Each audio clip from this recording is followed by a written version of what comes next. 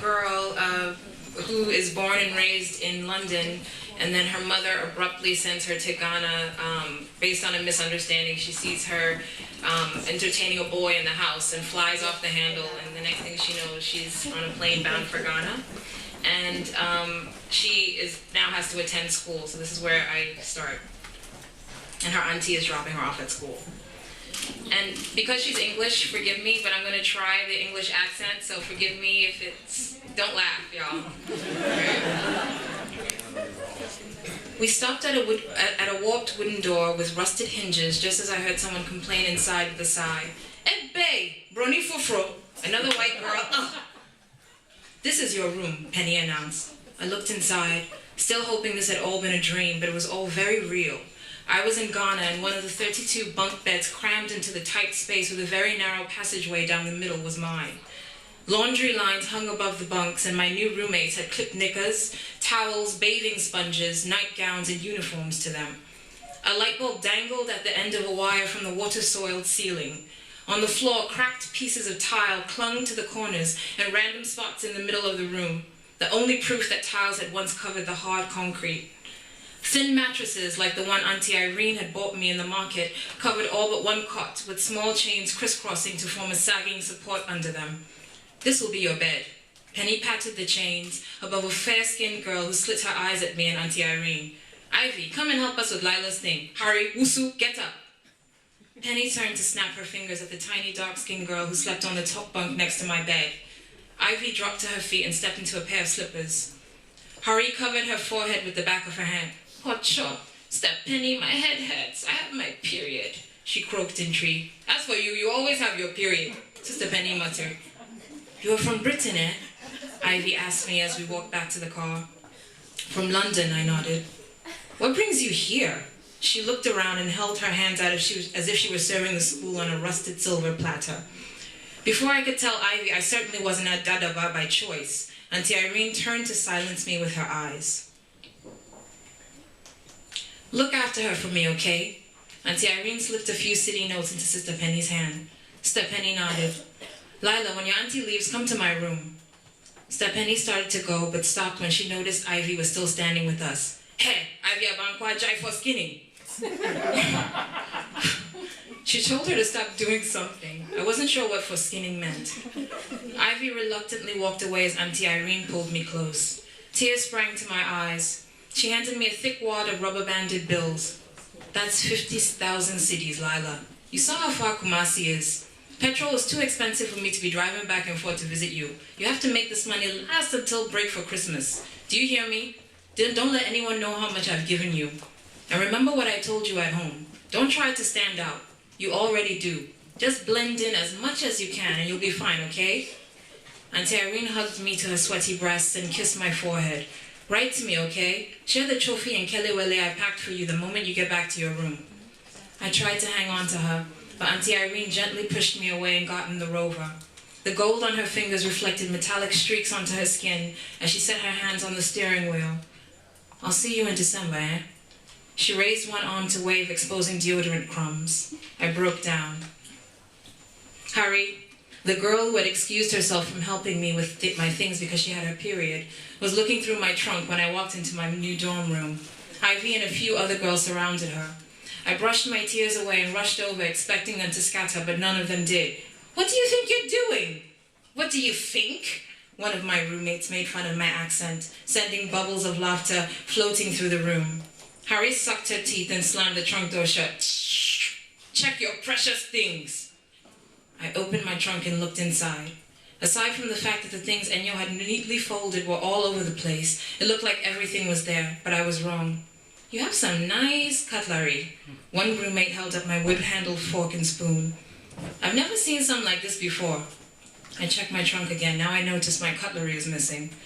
I have to go to Abrochio. You can't find pens like these here, said the slit-eyed girl who'd slept on the bunk under mine. She was holding the fountain pen Ev had given me. Give it back, I screamed at her. She looked me in... Can you hear me? She looked me in the eye, fingering my pen as she spoke. Brony, watch how you talk to me. Are you serious? She turned to the girl lying on the only single bed in the room. Ashaki, tell this girl who I am. Ashaki was ignoring the drama. her face hidden behind a biology textbook. She chuckled and lowered the book slightly to reveal her eyes. "Ebe, Josie, you are wicked. Does Madame know her daughter is so wicked?" I looked at Josie again. Now that I knew they were related, Sister Josie was a clone of her mother. Both of them were thick and tall as tree trunks. "Brony, didn't you read the syllabus? You must cut your hair," Ashaki continued. A short, busty girl marched into the room as my hands flew to my plaits. "Where's the Brony?" "Can't you tell?" Harry pointed at me. "I'm Patience," the busty girl introduced herself. "But you can call me Pesci." "Mr. Penny wants to see you in her room." "Brony, lock your trunk, eh?" Ashaki advised. I quickly rummaged through my trunk to find the padlock we bought at the market before following Pesci to the room next door. The sixth former's room was less cramped, with only 8 single beds on each side. Most of the tiles were on the floor too, which made the room feel cleaner and bigger. Steppenny sat under a filmy mosquito net that stretched tall from her bed to its knotted loops on the laundry blinds above. A yellow-skinned girl with short, spiky blonde perms stood before Sister Penny's bed. Her eyes were so light, so clear, they seemed see-through, like you could see straight into her mind if you stared long enough. I couldn't stop looking at her. I knew before Sister Penny introduced us. "Lila, this is Brimpama, she's from London too." That she wasn't from Ghana. I'm crying a little bit just because it's inspired a little bit by a good friend of mine, and I love her so much, and she couldn't be here. Sorry. "Lila, this is Brimpama, she's from London too." That she wasn't from Ghana. Like the people on the international line at the airport, she looked better. Like she was used to better, expected better, she looked better. I smiled at her, let her know with my eyes that I also knew better. I'm sorry. I love you. Thank you guys, love you too.